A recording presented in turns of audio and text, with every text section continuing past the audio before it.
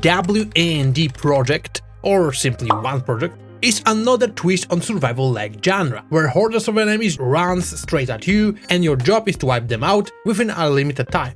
As usual, this is an indie games review show, so let's check out what this game is about and is it worth your time and money? Let's see! As I mentioned earlier, W.A.N.D project brings some unique ideas and clearly tries to do things differently. But if you take a peek at the Steam reviews, not everyone seems to appreciate that. You play as one of the magical girls tasked with defending Earth from an alien invasion. These girls are descendants of the first magical warriors from centuries ago, when the aliens first tried to invade. There are 3 girls to choose from, but surprise surprise, you will have to unlock the second and third one. Each has unique starting abilities and perks. On top of that, there are 4 ones in total, also unlockable, and they significantly impact the skills and powers you will acquire during your runs. So, how does the game actually play? You start in Shibuya, Tokyo, either right after being overrun by aliens or after the mysterious Shibuya incident. Who knows, then he knows. The moment the game kicks off, the first wave of enemies starts crawling toward you.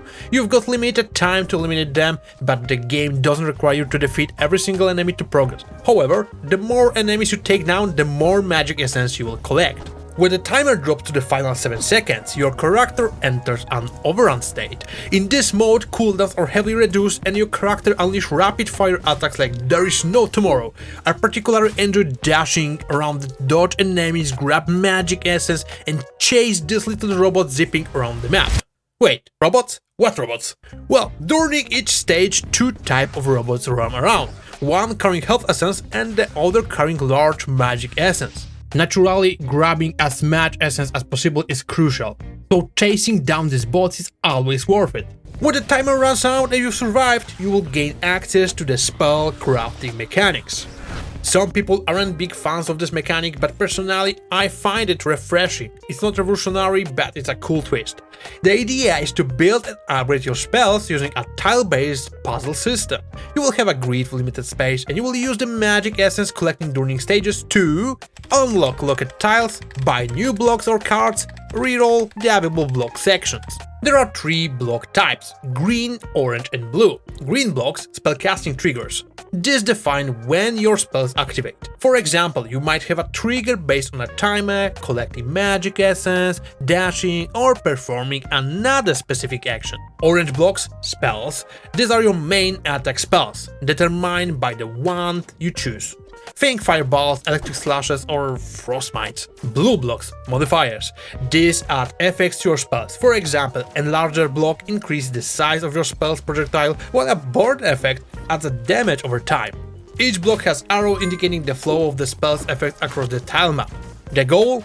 Create the most effective spells combination possible with the limited grid space. Oh, and you can also fuse 2 blocks of the same level and type to create a higher tier block. Occasionally mixing blocks can result in a rare, unique block that you can buy in the shop. I genuinely enjoy experimenting with different combinations, but I know this mechanic isn't for everyone. Plus, if mixed blocks have different arrows, you can later choose which version you wanna keep after fusing them. Let me know in the comments what do you think about it. Of course, we can't forget about the maps. The game features 10 stages and each run requires you to climb this ladder while battling increasingly tougher enemies. At stage 10 you will face a boss fight and trust me, it's not walk in the park. Once you beat the first boss, you will have a new map set in a Japanese temple. Here the rules change slightly. Instead of just surviving until the timer hits 0, you will need to activate shrines scattered across the map. Thankfully, the game makes it pretty clear which shrine to activate first, with handy white circles around them. Lastly, the last map is in Metro Station and also provides some changes to the core formula. But I don't wanna spoil here everything. Well, to be honest, I didn't unlock it yet too. At first I genuinely enjoyed what the game had to offer. The spell crafting system grabbed my attention, and like in other games, I love upgrading characters, collecting points and optimizing builds. The low poly art style also hit the right vibes for me. Simple, clean and charming. It's not Cyberpunk 2077 level graphics, but for an indie game, it's solid. Plus, I didn't encounter any bug, which is always a huge win. However, after several hours I found myself playing in shorter bursts. Once most things are unlocked, the gameplay can start to feel repetitive. I enjoy experimenting with different wands and gears, but not all wands are equal fun. For example, the Frost wand has a skill that leaves like frost mines behind you, which makes a surviving tricky in earlier stages, or more collecting essence fast. I feel like the starting ones should offer more aggressive, beginner-friendly spells. That said, if you like what you have seen so far, you will likely have fun. The short stages, overrun mode, and the increasing challenge in higher stages kept me engaged. Enemies hit hard, and with few mistakes you can quickly end your run. If you are curious, the link to the game is in the description, go ahead, give it a shot. W.A.N.D project overall was an enjoyable experience. Compared to many games I reviewed and played on this channel, I actually kept playing it beyond what was necessary for this video, which says something. Since this is the last video of 2024, I want to wish you amazing new year and an unforgettable party, maybe even spent on gaming. Subscribe for more and see you next time in 2025.